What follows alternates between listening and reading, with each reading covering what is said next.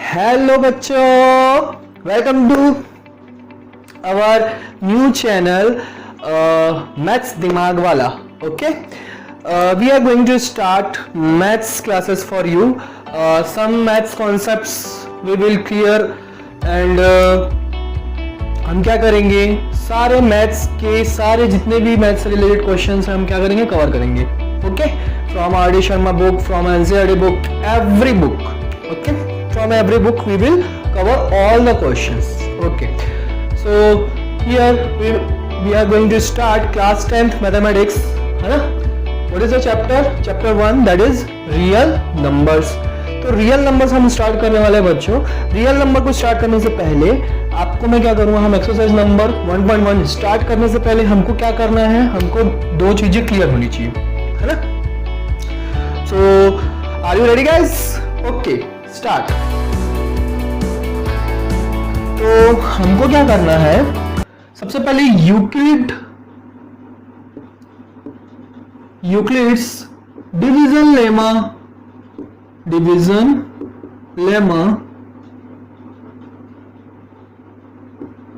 ये चीज हमको क्या होनी चाहिए, क्लियर होनी चाहिए कि what is this Euclid's division lemma, क्या होता है. ठीक है, तो यूक्लिड डिवीजन लेमा आपने देखा होगा जब भी हम क्या करते हैं. सबसे पहले फॉर एग्जांपल मैं यहां पे लेता हूं कि 15 को हमको क्या करना है, 3 से डिवाइड करना है. ठीक है, या 16 को हम क्या कर रहे हैं, 3 से डिवाइड करना है हमको. ठीक, 16 को 3 से डिवाइड करना है तो क्या करते हैं, यहाँ पे देखो डिवीजन लेमा बोल रहे हैं, यूक्लिड का डिवीजन लेमा मतलब डिवीजन की बात कर रहे हैं. तो डिवीजन हम बचपन में करते हैं, बचपन में हमने सिखाया कि डिवीजन कैसे करते हैं. डिवीजन ऐसे करते हैं, ऐसे हम लिखते हैं 16 है, उसको 3 से हमको डिवाइड करना है तो कितने टाइम्स आएगा, 3 5 से 15 करेंगे, माइनस करेंगे, कितना बचेगा 1. तो बच्चों हमको इसमें 4 चीजें पता होनी चाहिए या फिर 3 चीजें पता होनी चाहिए. तो हमको सबसे पहले क्या है, इसको क्या बोलते हैं, what is this, this is dividend, है ना, इसको हम डिविडेंड बोलते हैं. उसके बाद ये चीज क्या है हमारी, डिवाइजर. ये क्या है हमारा, डिविजर या डिवाइजर, जो भी आप बोलते हो बोल सकते हैं. इसको हम क्या बोलेंगे, कोशेंट. इसको हम क्या बोलते हैं, कोशेंट. और ये हमारा क्या रहता है, रिमाइंडर. क्लियर है बच्चों? ओके, तो अगर हमको डिविडेंड चाहिए, है ना, अगर हमको डिविडेंड चाहिए तो मैं क्या करूं, डिवीजर जो है या डिवाइजर जो है उसको मैं अगर कोशेंट से मल्टीप्लाई कर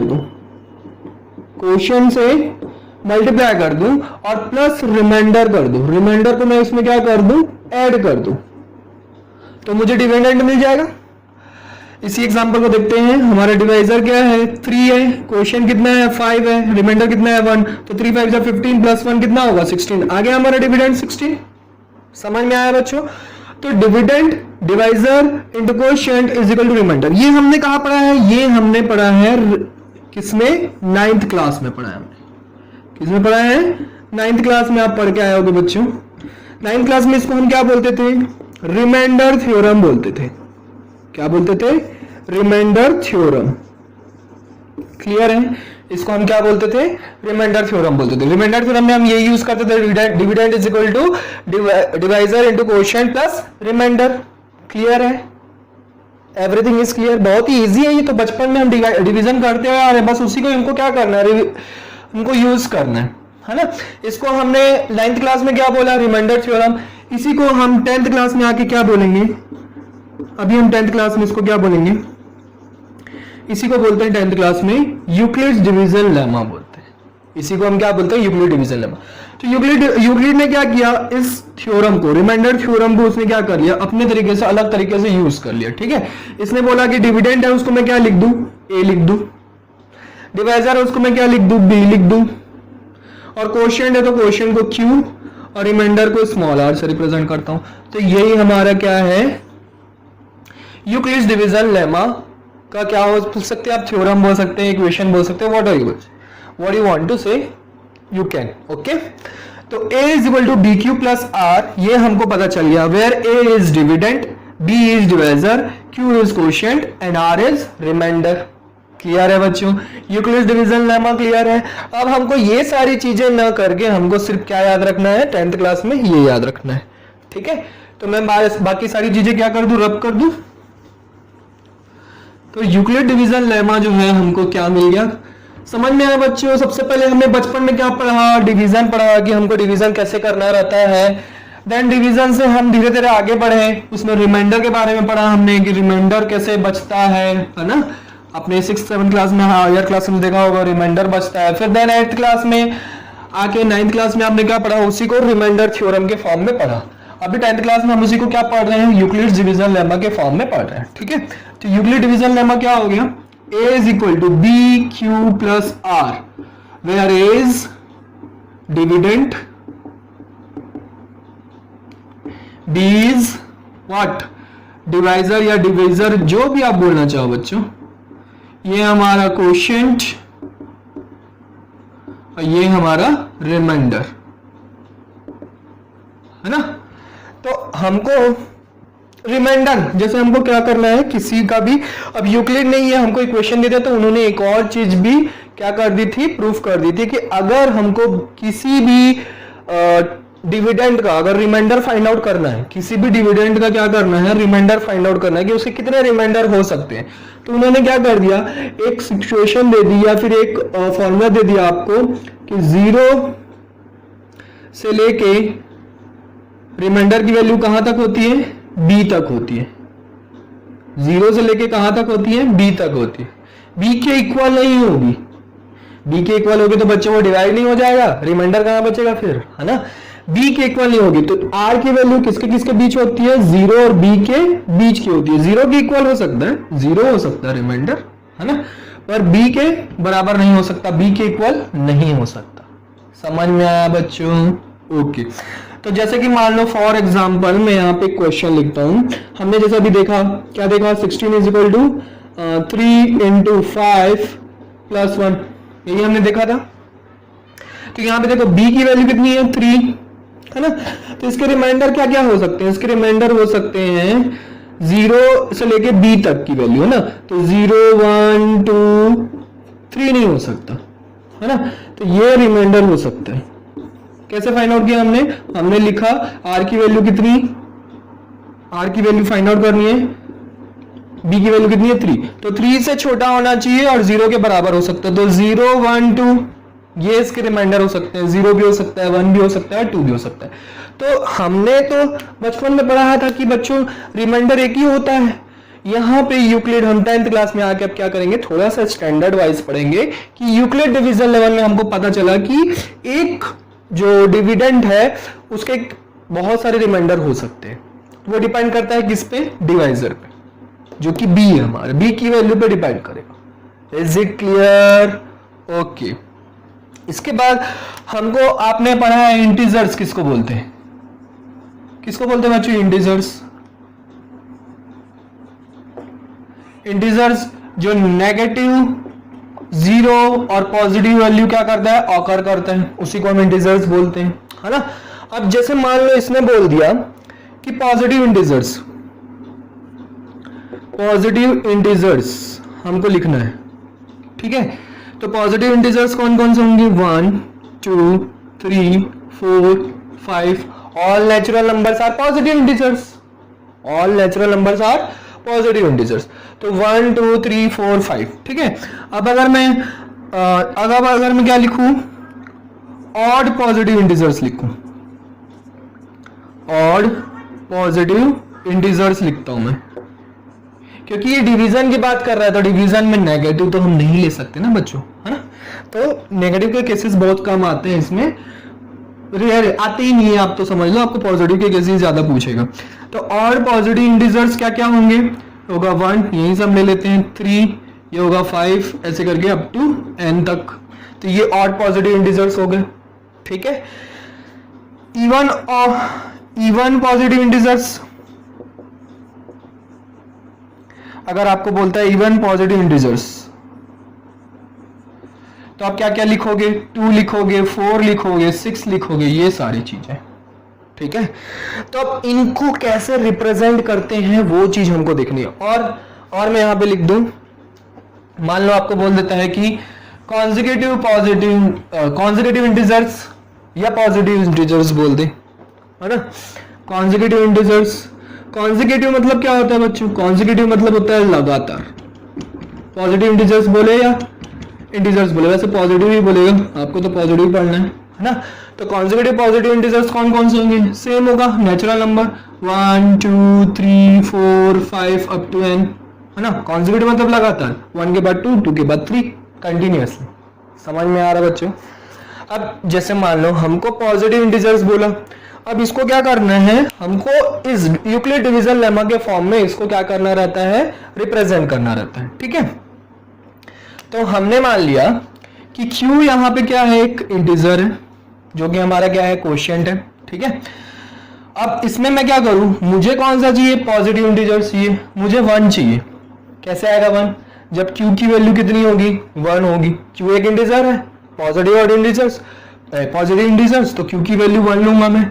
और q की वैल्यू 1 लेने के लिए, q की वैल्यू 1 लेने के लिए हमको यहाँ पे क्या करना पड़ेगा, इसको हम ऐसे भी लिख सकते हैं 2q - 1, है ना। अगर मैं यहाँ पे q की वैल्यू 1 पुट करता हूँ तो 2 1 जा 2, 2 - 1 कितना हो जाएगा, 1 हो जाएगा। समझ में आ रहा है बच्चों? वैसे ही अब अगर मैं क्या करूं, यहाँ पे 2 पुट करता हूं तो 2 2 जा 4, 1 4 - 1 कितना आ जाएगा, 3 आ जाएगा। उसके बाद मैं 3 पुट करता हूं तो 2 2 जा 2 3 जा 6, 6 - 1 5। तो इसको हम बोल सकते हैं कि ऑड पॉजिटिव इंटीजर्स। ये किसके लिए हो गया, ऑड पॉजिटिव इंटीजर्स के लिए हो गया। अब अगर मुझे क्या करना है, इवन पॉजिटिव इंटीजर्स बनाना है, तो मैं क्या करूंगा, 2 से मल्टीप्लाई कर दूंगा। किसी भी नंबर को अगर हम क्या करते हैं, इवन नंबर से मल्टीप्लाई करते हैं तो वो क्या हो जाता है, उसका आंसर इवन ही आता है। जैसे कि 2 को 3 से मल्टीप्लाई करो, 2 3 जा 6, 2 को 5 से मल्टीप्लाई करके देखो, 2 5 जा 10, 4 को 5 से मल्टीप्लाई करके देखो, 4 5 जा 20, 20 इज इवन नंबर, है ना। तो किसी भी ऑड नंबर को हम क्या करें, अगर इवन नंबर से मल्टीप्लाई करते हैं तो उसका आंसर कितना आता है, और इवन आता है। तो इसके लिए इवन पॉजिटिव इंटीजर के लिए आप देख लो 2q हो जाएगा। यहां पे हम ये भी लिख सकते हैं 2q + 1 भी लिख सकते हैं। ऑड के लिए +1 लिखो या -1 लिखो, बोथ आर सेम थिंग। समझ में आया? और इसके लिए हम और क्या लिख सकते हैं, 2q + 2 भी लिख सकते हैं। अगर हमको ऐड और करना है ना, जैसे मान लो कॉन्जिक्यूटिव इवन पॉजिटिव इंटीजर्स बोल दिया, तो कॉन्जिक्यूटिव इवन पॉजिटिव इंटीजर्स कैसे मिलेंगे, 2q + 2। समझ में आ रहा है बच्चों, कॉन्सेप्ट समझ में आ रहा है कि हमको अगर इवन बोल रहा है तो 2 से मल्टीप्लाई करने हैं, और अगर कॉन्जिक्यूटिव बोल रहा है और उसके साथ हमको और नंबर फाइंड आउट करना है तो हम क्या करेंगे, +2 कर देंगे। तो ये दोनों क्या हो गए, कॉन्जिक्यूटिव इवन पॉजिटिव इंटीजर्स हो गए। और इसके आगे करना है तो 2q + 4। अब यहाँ पे q = 1 पुट करके देख लो, तो q = 1 पुट करेंगे तो हमको यहाँ पे क्या मिलेगा, 2, यहाँ पे 1 पुट करेंगे तो 4, यहाँ पे 1 पुट करेंगे तो 6, तो 2 4 6 इवन पॉजिटिव इंटीजर्स मिलते जा रहे हैं। समझ में आ रहा है बच्चों? वैसे यहाँ पे 2q + 1 बोल रहे हैं, देन 2q + 3 लिख सकते हैं हम, 2q + 5 लिख सकते हैं। तो अब q = 1 पुट करके देखो तो यहाँ पे क्या मिलेगा, 3 मिलेगा, है ना। q = 0 पुट करके देख लो, क्या मिलेगा, 1 मिलेगा। देन 0 यहाँ पे 0 पुट करेंगे तो 3 मिलेगा, यहाँ पे 0 पुट करेंगे तो 5 मिलेगा, तो 1 3 5। और अगर 1 पुट करेंगे यहाँ पे, अगर 1 पुट करते हैं तो यहाँ पे क्या मिलेगा, 3, यहाँ पे मिलेगा 5, यहाँ पे मिलेगा 7। ऐसे करके हमको ऑड पॉजिटिव इंटीजर्स मिलते जाएंगे। तो हमको ये रिप्रेजेंट करना आना चाहिए कि ऑड पॉजिटिव इंटीजर्स बोल रहा है या इवन पॉजिटिव इंटीजर्स बोल रहा है, तो हम उसको कैसे लिखेंगे। तो आपको अगर ये समझ में आता है तो आप इस चैप्टर के क्वेश्चंस इजीली क्या कर सकते हैं, सॉल्व कर सकते हैं। समझ में आया बच्चों? यूक्लिड डिवीजन लेमा समझ में आया? कुछ नहीं है, a = bq + r, जो बचपन में हम डिवीजन करते आ रहे हैं वही। पॉजिटिव इंटीजर्स और कॉन्जिक्यूटिव इंटीजर्स, हम ये हमारे पॉजिटिव इंटीजर्स हो गए, कॉन्जिक्यूटिव पॉजिटिव इंटीजर्स हो गए। अगर कॉन्जिक्यूटिव पॉजिटिव इंटीजर्स बोलता है तो हम क्या लिखेंगे यहाँ पे, 2q + 1, 2q + 2, 2q + 3, ऐसे चलता चलाएगा, ये कॉन्जिक्यूटिव हो जाएगा। 0 पुट करके देख लो तो यहाँ पे 0 आ जाएगा, यहाँ पे 1 आ जाएगा, यहाँ पे 2 आ जाएगा, यहाँ पे 3 आ जाएगा, तो लगातार आते जा रहा है। समझ में आया बच्चों? तो ऐसे हमको क्या करना है, रिप्रेजेंट करना है, ठीक है, ओके।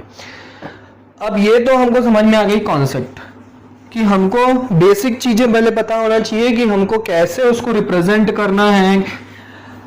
इसके बाद क्वेश्चंस कैसे आएंगे, एक्सरसाइज 1.1 से हम स्टार्ट करते हैं from R D Sharma book. बच्चों मैं तो आर डी शर्मा बुक करवाता हूँ, उससे क्या हो जाता है सारे बुक्स के क्वेश्चंस कवर हो जाते हैं, है ना।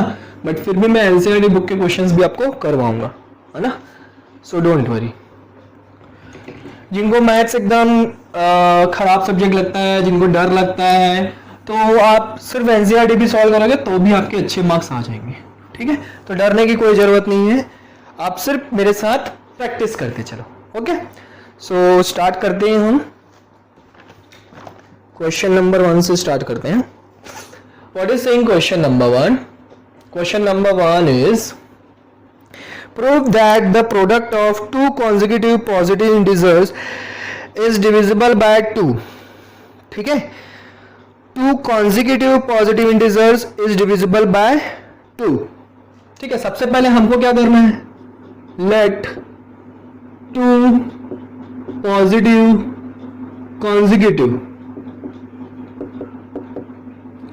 integers are, दो पॉजिटिव कॉन्जिक्यूटिव इंटीजर्स बोल रहा है तो मैं एक मान लेता हूं n-1 और दूसरा मान लेता हूं n, है ना। वैल्यू पुट करके देख लो, n की वैल्यू अगर 2 पुट करोगे तो क्या हो जाएगा, यहाँ पे 2 और ये 2-1 तो 1 and 2 मिल गया, कॉन्जिक्यूटिव पॉजिटिव इंटीजर्स मिल गया। समझ में आया। तो एक n-1 और n। अब इनका बोल रहे हैं कि प्रोडक्ट, तो प्रोडक्ट क्या होगा n इंटू n-1, इनका प्रोडक्ट करोगे तो क्या आएगा n स्क्वायर माइनस n आएगा, ठीक है। प्रोडक्ट जो है हमको प्रूफ करना है कि ये 2 के डिविजिबल होना चाहिए। क्या होना चाहिए, 2 के डिविजिबल होना चाहिए। तो हमको मिल गया एक पॉजिटिव कॉन्जिक्यूटिव इंटीजर्स मिल गया कि n स्क्वायर माइनस n, इसको हमको प्रूफ करना है कि ये 2 का डिविजिबल है कि नहीं है। तो अभी मैंने बताया था कि पॉजिटिव कॉन्जिक्यूटिव इंटीजर्स हमको क्या करना है, लिखना है। तो पॉजिटिव कॉन्जिक्यूटिव इंटीजर्स हम क्या करते हैं, 2q plus 1, 2q plus 2, 2q plus 3, ये ऐसे हम लगातार लिख सकते हैं। तो इसमें से हम कोई भी एक ले लेते हैं, 2q प्लस 1 को ले लेते हैं और n की जगह पे वैल्यू पुट करते हैं। तो यहाँ पे हम let n is equal to 2q plus 1 ले लेते हैं, ठीक है। तो 2q प्लस 1 यहाँ पे पुट करता हूँ मैं, 2q प्लस 1 का whole square minus 2q plus 1, ठीक है। अब a plus B whole square का फॉर्मूला लगेगा यहाँ पे। होप ये सब आपको अलजेब्रा तो आता ही होगा, आप 10th क्लास में पहुंच गए, मैं इतना तो मानता हूँ, ठीक है। तो a plus B whole square का फॉर्मूला मैं यहाँ पे डायरेक्ट पुट करता हूँ तो क्या हो जाएगा 4q स्क्वायर प्लस 1 b का स्क्वायर, तो 1 हो जाएगा, 1 का स्क्वायर कितना होगा 1, और 2ab, है ना। 2ab फॉर्मूला होता है तो 2 2 जा 4, ab मतलब 4q। इसको सॉल्व करते हैं तो 2q minus plus minus minus minus 1, तो ये 1 और 1 cancel out, 1 and 1 will be cancel out because opposite in nature. तो जब भी आपको सिमिलर नंबर मिले और अपोजिट इन नेचर मिले तो आप उसको क्या करो, तुरंत कैंसल आउट कर दो, है ना। तो यहाँ पे हम तुरंत उनको क्या कर देंगे, कैंसल आउट कर देंगे। नेक्स्ट करते हैं 4q स्क्वायर, 4q में से 2q क्या कितना बचा, प्लस 2q बचा, है ना। 4 में से माइनस 2 जाएगा, कितना बचेगा 2 बचेगा। मैं ये भी मानता हूँ कि आपको लीनियर इक्वेशन सॉल्व करना आता है, ठीक है। अब इन दोनों में से मैं क्या करूँ, 2q कॉमन ले लेता हूँ, तो यहाँ पे क्या बचेगा 2q बचेगा, 2 2 जा 4, q इंटू q स्क्वायर वही मिल रहा है, प्लस यहाँ पे 2q चला गया तो क्या बचेगा 1, 0 मत लिख देना बच्चों, कई बच्चे यहाँ पे 0 लिख देते, तो 0 नहीं लिखेंगे, यहाँ पे क्या लिखेंगे 1 लिखेंगे, कुछ नहीं बचता मतलब यहाँ पे 1 लिखते हैं। तो अब इसको चेक करो कि ये 2 का डिविजिबल है या नहीं है, 2 से डिविजिबल है या नहीं, चेक करें। चलो चेक करते हैं, 2q क्या मिला हमको, 2q प्लस 1 ये मिला, इसको 2 से डिवाइड करके देखते हैं, हो रहा है कि 2 से डिवाइड, अरे 2 कैंसल आउट, क्या बच गया 2q प्लस 1, हाँ इसका मतलब n square minus n is divisible by 2। अब n स्क्वायर माइनस n क्या था, वो हमारे 2 पॉजिटिव कॉन्जिक्यूटिव इंटीजर्स थे, तो आप क्या लिखोगे, हेंस 2 पॉजिटिव कॉन्जिक्यूटिव इंटीजर्स जो है वो 2 से क्या हो जाते हैं, डिविजिबल हो जाते हैं। उनका प्रोडक्ट जो है वो 2 से क्या होता है, डिविजिबल होता है। समझ में आया बच्चों? इजी था, होप क्लियर हो रहा है। ठीक है, नेक्स्ट क्वेश्चन देखते हैं। क्वेश्चन नंबर 2,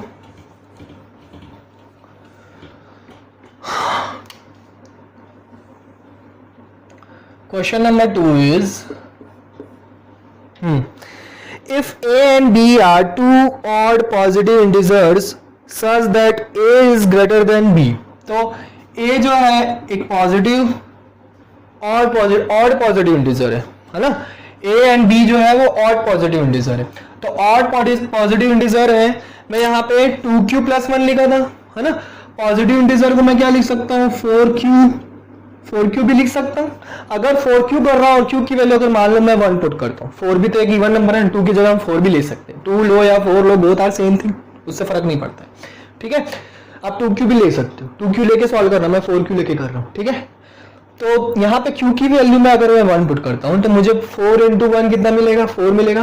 पर उसने क्या बोला है, पॉजिटिव ऑड इंटीजर्स बोला है, तो मैं को यहाँ पे क्या करना पड़ेगा, +1 करना पड़ेगा, तभी हमको ऑड मिलेगा।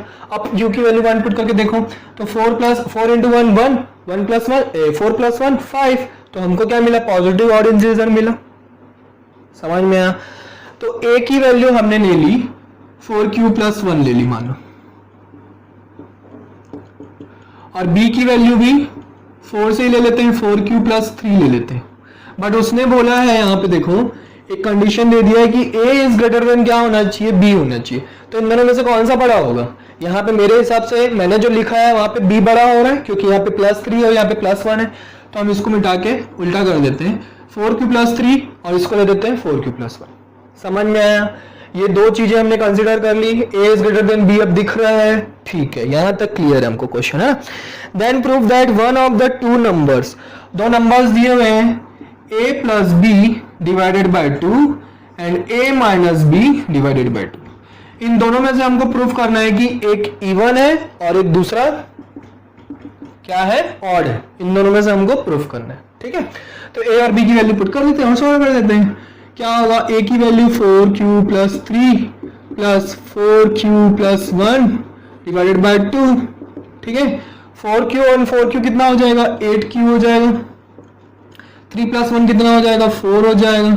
बचेगा क्या, 2। अब इसको क्या करो, आप, हमको डिनोमिनेटर में 2 है ना, तो हम सिर्फ 2 कॉमन लेते हैं। तो 2 कॉमन लोगे तो क्या मिलेगा, 4q + 2 मिलेगा / 2। 2 कैंसिल आउट हो गया तो हमको क्या मिल गया, 4q + 2। समझ में आया? इसको चेक करते हैं, इसको सॉल्व करते हैं। अब तो 4q + 3 - 4q + 1 है ना। आप लोग हमेशा ये गलतियां करते हैं, माइनस के बाद ब्रैकेट पुटअप नहीं करते हैं। तो हमेशा हैबिट डालिए कि जब भी आप माइनस लिखो मैथ्स में, उसके बाद जो भी आप इक्वेशन, जो भी नंबर लिखते हो, माइनस के बाद हमेशा उसको क्या करो, ब्रैकेट में लिखो, ताकि आपका रॉन्ग ना हो।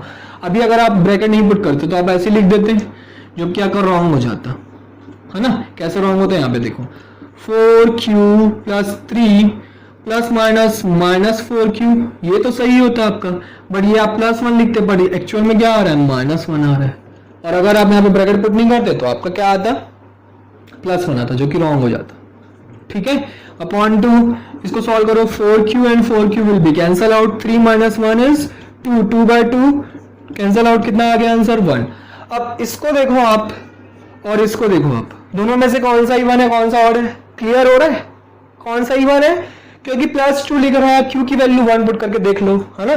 तो 4 × 1 = 4, 4 + 2 6 आ गया आंसर। q की वैल्यू 2 पुट करके देख लो, चलो 2 में तो इवन ही आएगा सर, इवन की वैल्यू पुट करके, चलो 3 पुट करके देखो, तो 4 × 3 = 12, 12 + 2 14 इवन आ रहा है। तो इसका मतलब हमारा a + b/2 जो है वो क्या है, इवन नंबर है, और a - b/2 जो है वो कौन सा है, ऑड नंबर, क्योंकि उसका आंसर क्या आ गया, 1 आ गया। Hence proved. यही हमको प्रूव करना था कि दोनों में से कोई एक क्या होना चाहिए, नंबर इवन होना चाहिए और दूसरा ऑड नंबर होना चाहिए। समझ में आ रहा है, एकदम बेसिक क्वेश्चन है। ठीक है, आगे बढ़े। ओके, नेक्स्ट आगे बढ़ते हैं। नोट करने के लिए बिल्कुल मैं आपको टाइम दूंगा बच्चों। मैं जब तक क्वेश्चन नंबर 3 यहाँ पे नोट कर रहा हूँ, आप क्वेश्चन नंबर 2 का सॉल्यूशन नोट कर सकते हैं। और मेरे साथ साथ आप क्या करो, समझते भी जाओ और नोट भी करते जाओ। दोनों काम एक साथ करेंगे ना बच्चों, तो आपका दिमाग भी अच्छा हो जाएगा और कॉन्सेप्ट भी अच्छे से क्या होगा, क्लियर होगा।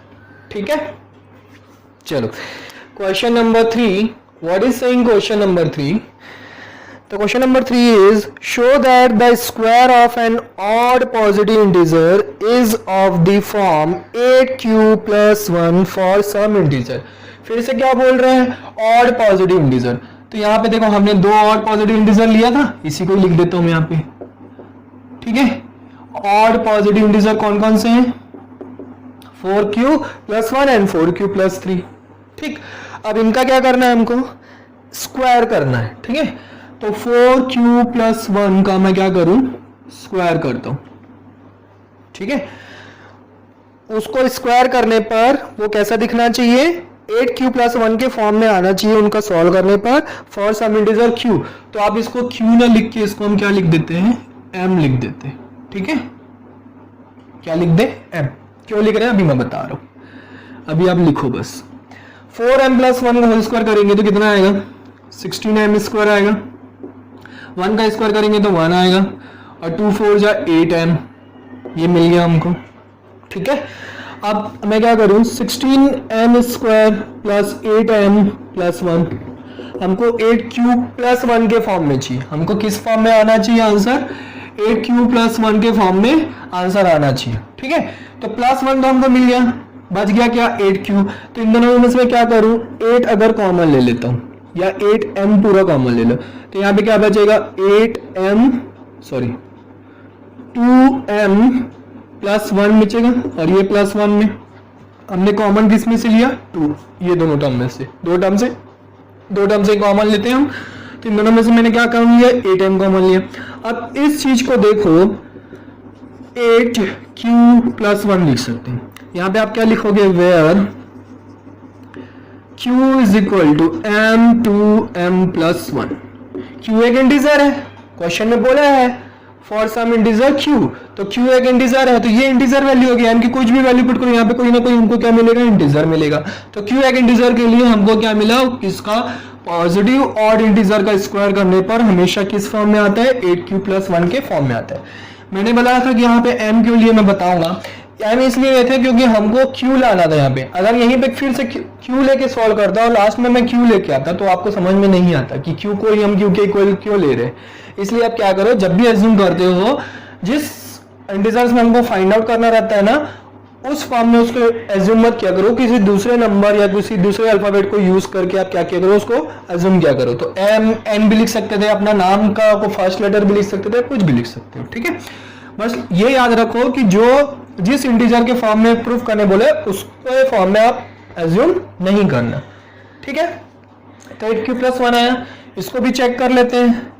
4m + 3 का होल स्क्वायर, इसका भी स्क्वायर करके देखते हैं कितना आएगा, 16m² + 9। अच्छा, 2ab वाला पहले लिख लेते हैं। ठीक है, तो 2ab मतलब 2 4 जा 8, 8 3 जा 24m + 3 3 जा 9। हमको क्या चाहिए, +1 चाहिए, है ना। तो मैं इसको क्या करूंगा, 8m² + 24m + 8 + 1 लिख दूंगा। 9 को हम क्या लिखेंगे, 8 + 1 लिख सकते हैं, लिख दिया हमने, हमको +1 मिल गया।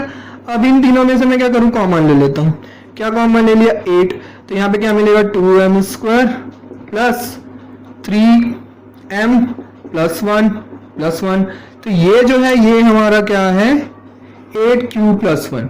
आप लिख सकते हो where q as an integer, तो q जो है किस फॉर्म में, इंटीजर, 2m² + 3m + 1 के फॉर्म में। समझ में आया। तो 8q + 1 8q + 1 के फॉर्म में आ रहा है बार बार आंसर। तो उसने सिर्फ इतना हमको इंटीजर बताया नहीं, उसने सिर्फ बोल दिया है कि फॉर सम इंटीजर q। तो q के लिए हमारा हमेशा बार बार क्या आ रहा है, ऑड पॉजिटिव इंटीजर का स्क्वायर करने पर हमेशा 8q + 1 के फॉर्म में आंसर आ रहा है। समझ में आया, आगे देखते हैं। होप क्लियर हो रहा होगा। ये चीजें बहुत सारे बच्चों को क्लियर नहीं होती, बच्चों स्कूल में अच्छे से क्लियर नहीं हो पाता है ना। तो आप मेरे साथ साथ सॉल्व करो, नहीं समझ में आता है तो आप फिर से हमको कमेंट करो सर हमको ये चीज क्लियर नहीं हुई, तो मैं आपको जरूर क्लियर करूंगा। ओके बच्चों, नेक्स्ट क्वेश्चन।